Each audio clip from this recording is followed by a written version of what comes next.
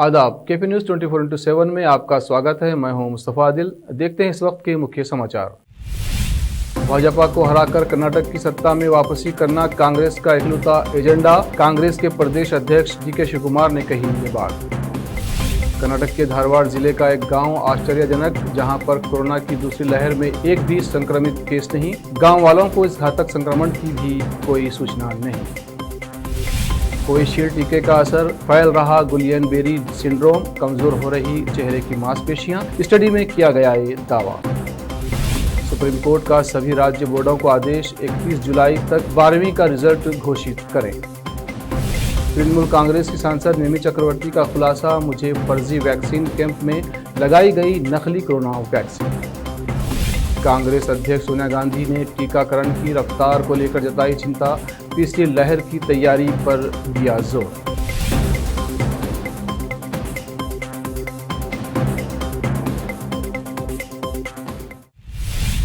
अब समाचार विस्तार से। कर्नाटक में कांग्रेस ने कहा कि उसका एकमात्र लक्ष्य भाजपा को शिकस्त देकर प्रदेश की सत्ता फिर से हासिल करना है। इसके लिए पार्टी ने सभी कार्यकर्ताओं और नेताओं से मिलकर काम करने पर जोर दिया। पार्टी के प्रदेश अध्यक्ष डीके शिवकुमार ने कहा, फिलहाल कांग्रेस में एक भी कुर्सी खाली नहीं है।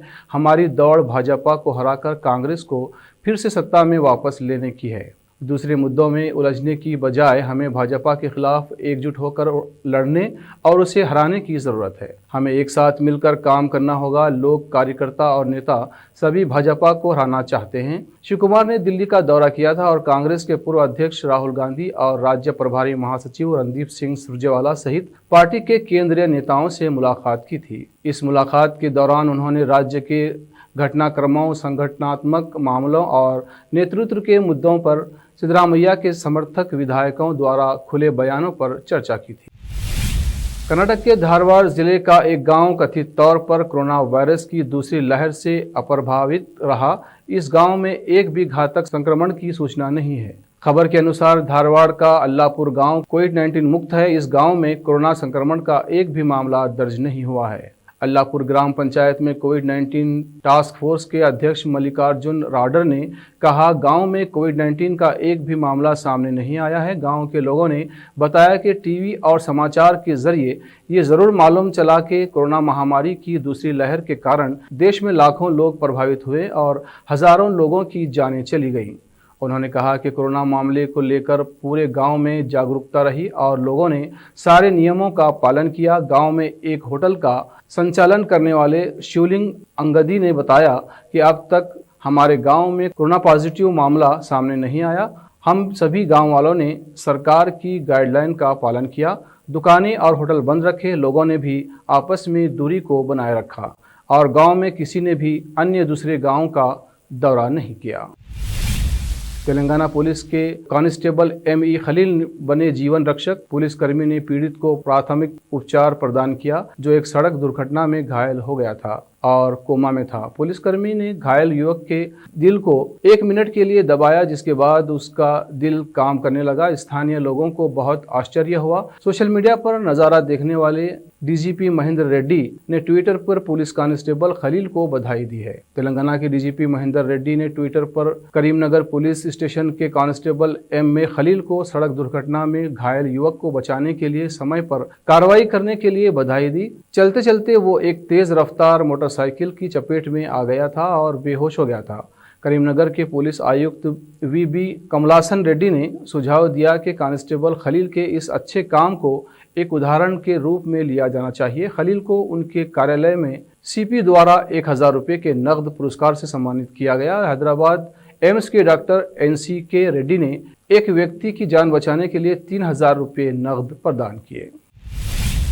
भारत में कोरोना वायरस संक्रमण को प्रबंधित और नियंत्रित करने के लिए टीकाकरण जारी है। इस बीच एक स्टडी में दावा किया गया है कि भारत में कोविशील्ड वैक्सीन लगवाने वालों में एक गंभीर सिंड्रोम की शिकायत देखी जा रही है। स्टडी में कहा गया है कि ऑक्सफोर्ड एस्ट्राजेनेका का टीका लगवाने वालों में न्यूरोलॉजिकल डिसऑर्डर पाया जा रहा है। इस सिंड्रोम का नाम है गुलियन-बेरी। ये बीमारी नर्वस सिस्टम से जुड़ी हुई है। अगर ये बीमारी पूरे शरीर में फैल जाए तो शख्स को लकवा भी मार सकता है। स्टडी में दावा किया गया है कि गुलियन-बेरी सिंड्रोम बहुत ही दुर्लभ बीमारी है। इसमें इम्यूनिटी सिस्टम नर्वस सिस्टम में मौजूद हेल्दी टिश्यूज़ पर हमला करती है। इसमें ख़ास तौर से चेहरे की नसें कमज़ोर हो जाती हैं। इस बाबत एक मीडिया रिपोर्ट में दावा किया गया है कि भारत में कोविशील्ड लगवाने के 7 मामले सामने आ चुके हैं, जिसमें पहली डोज लगाने के बाद 10 से 22 दिन में गुलियन-बेरी सिंड्रोम के लक्षण भी दिखे हैं।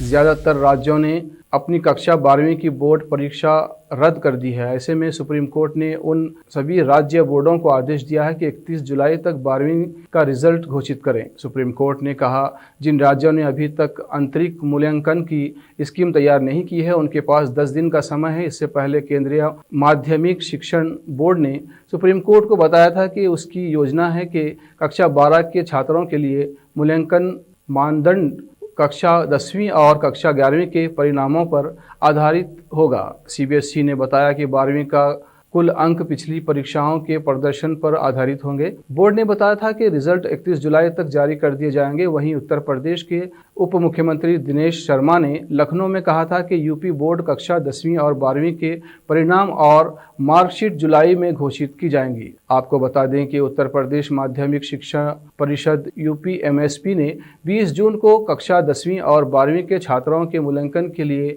नए फार्मूले की घोषणा की थी। एक व्यक्ति जिसने कथित तौर पर आईएएस अधिकारी होने का नाटक किया और कोलकाता में हजारों लोगों के टीकाकरण की निगरानी की, उसे बुधवार को तब गिरफ्तार कर लिया गया जब तृणमूल कांग्रेस की सांसद और अभिनेत्री मिमी चक्रवर्ती ने खुलासा किया कि वो टीकाकरण शिविर नकली था और उसी में उन्होंने भी टीका लगवाया था। इस शिविर में सैकड़ों लोगों को दी गई वैक्सीन असली थी या नहीं, इस सवाल के बीच फर्जी टीकाकरण शिविर मामले की जांच की जा रही है। टीका लगवाने के बाद जब मिमी चक्रवर्ती को कोई आधिकारिक पुष्टि नहीं मिली तो उन्होंने पुलिस से इसकी शिकायत की। दक्षिण कोलकाता में गिरफ्तार शख्स देवंजन देव द्वारा आयोजित टीकाकरण शिविर में अभिनेत्री से राजनेता बनी मिमी चक्रवर्ती बतौर मुख्य अतिथि के रूप में गई थीं और खुद भी टीका लगवाया था। चक्रवर्ती ने कहा कि उन्होंने लोगों को खुद को टीका लगाने के लिए प्रोत्साहित करने और वायरस के प्रसार को रोकने में मदद करने के लिए वैक्सीन लगवाई। रिपोर्ट में कहा गया है कि शिविर में लगभग 250 लोगों को टीका लगाया गया था। कांग्रेस अध्यक्ष सोनिया गांधी ने देश में कोरोना वैक्सीनेशन की रफ्तार को लेकर चिंता जताई है। बृहस्पतिवार को उन्होंने कहा कि महामारी की तीसरी लहर की आशंका को देखते हुए तेजी से तैयारी करने और खासकर बच्चों की सुरक्षा के लिए कदम उठाए जाने की ज़रूरत है। उन्होंने पार्टी महासचिवों और प्रदेश प्रभारियों की डिजिटल बैठक में ये टिप्पणी की। कांग्रेस के मुख्य प्रवक्ता रणदीप सुरजेवाला ने ट्वीट कर बताया, कांग्रेस अध्यक्ष सोनिया गांधी ने महासचिवों और प्रभारियों की बैठक को संबोधित किया। टीकाकरण की गति को लेकर उन्होंने गहरी चिंता प्रकट की। कोविड-19 महामारी की तीसरी लहर को लेकर तैयारी करने और बच्चों की सुरक्षा को प्राथमिकता देने पर उन्होंने अधिक जोर दिया है। अब वक्त है एक ब्रेक का। देश और दुनिया भर की खबरों के लिए देखते रहिए आपका अपना TV channel KP news 24/7।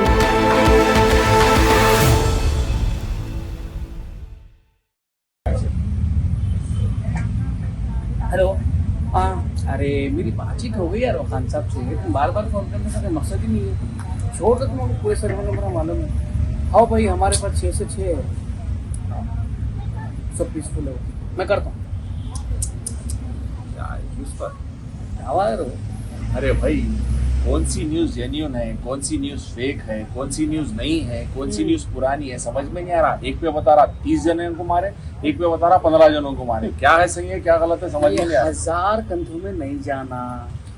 KP news 24/7 Hindi channel है। हाँ, सीधा उसके ऊपर डाउनलोड करो, उसके बाद देखो पल पल की खबर आपको मिल जाती। अब भी डाउनलोड कर लेता हूँ। पहले सब्सक्राइब करो यूट्यूब पे।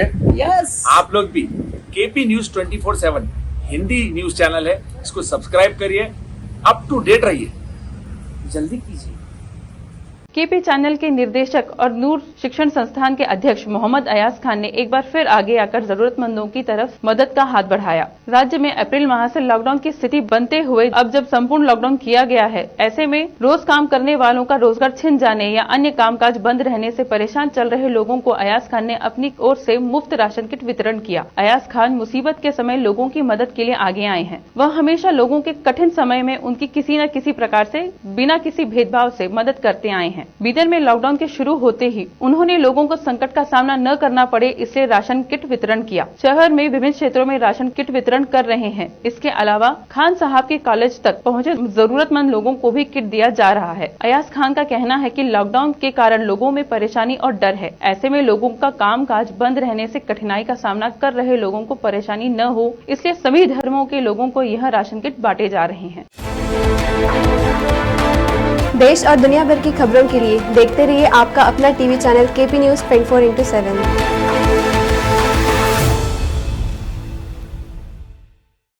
ब्रेक के बाद आप सभी का दोबारा स्वागत है।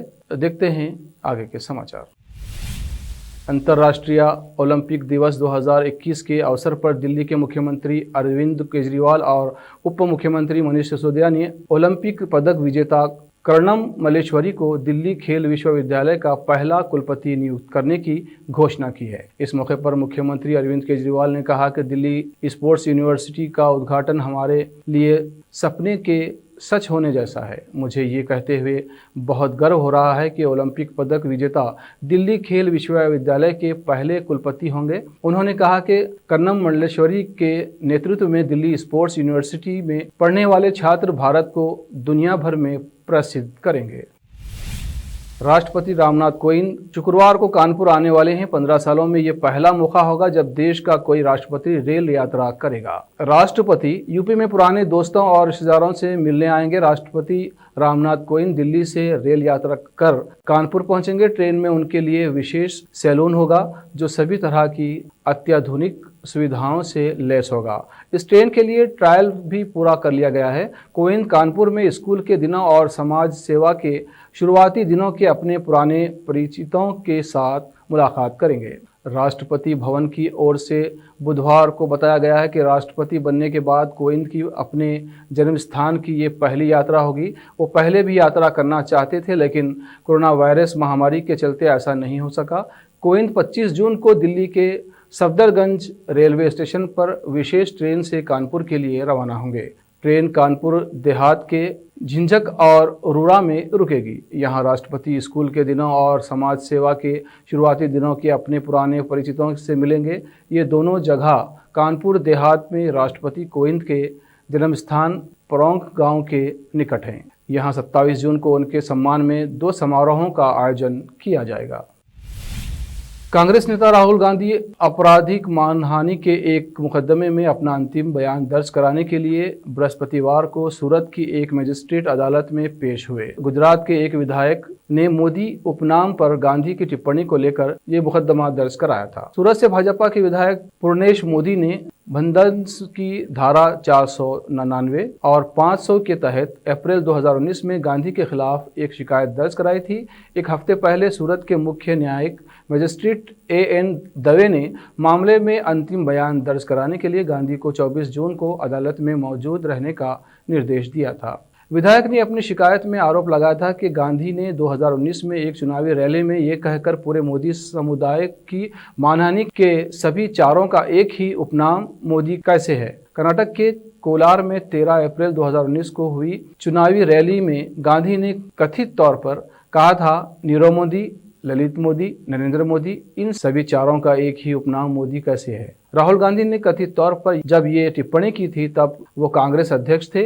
इससे पहले गांधी अक्टूबर 2019 में अदालत में पेश हुए थे और उन्होंने इस टिप्पणी के लिए खुद को दोषी नहीं माना था। ब्रिटेन में 3 फीट 7 इंच के दूल्हे ने 5 फीट 4 इंच की दुल्हन से शादी रचाकर विश्व रिकॉर्ड कायम कर दिया है। इनके नाम को पति पत्नी की लंबाई में सबसे ज्यादा अंतर के लिए गिनीज वर्ल्ड रिकॉर्ड में दर्ज किया गया है। इनकी लंबाई में 1 फीट 9 इंच का अंतर है। इस जोड़े की पहचान 33 साल के जेम्स लस्टेड और 27 साल की कलोई के रूप में हुई है। ये दोनों ब्रिटेन के वेल्स में रहते हैं। गिनीज वर्ल्ड रिकॉर्ड ने खुलासा किया है कि अलग लिंग के विवाहितों की श्रेणी में इस जोड़े की ऊंचाई में अंतर दुनिया में सबसे ज्यादा है। जेम्स लस्टेड एक टीवी शो में मुख्य अभिनय करते हैं। उनको डायस्ट्रोफिक डिस्प्लेसिया के नाम से जाना जाने वाला एक दुर्लभ प्रकार का बौनापन है। जेम्स अपनी पत्नी कलोई से पहली बार कॉमन फ्रेंड्स के जरिए एक पब में मिले थे।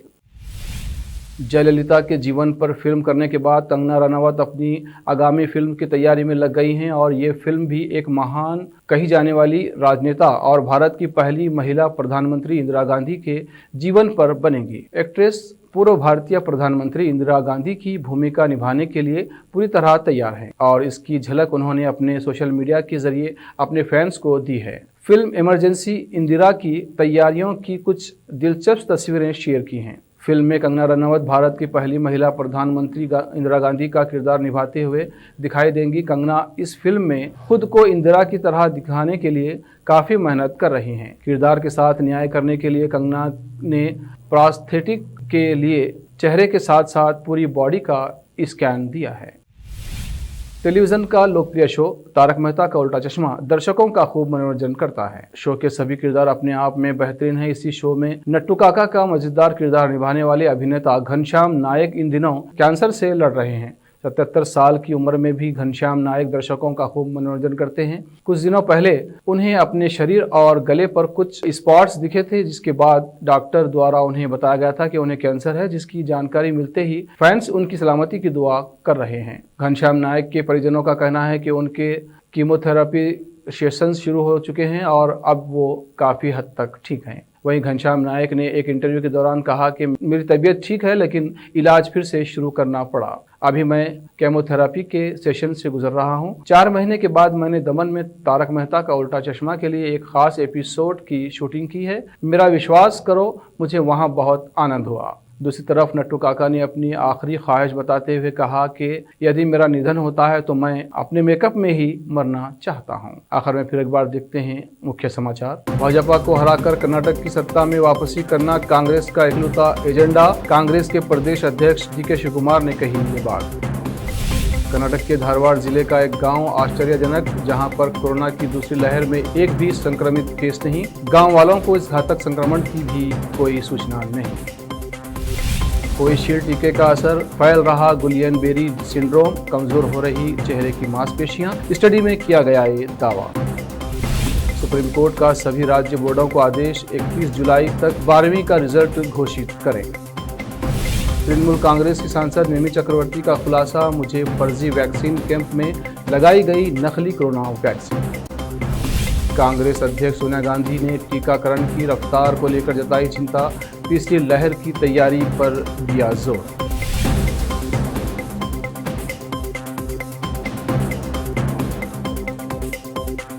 केपी न्यूज में फिलहाल इतना ही। देश और प्रदेश के समाचारों के लिए देखते रहिए केपी न्यूज 24/7। धन्यवाद।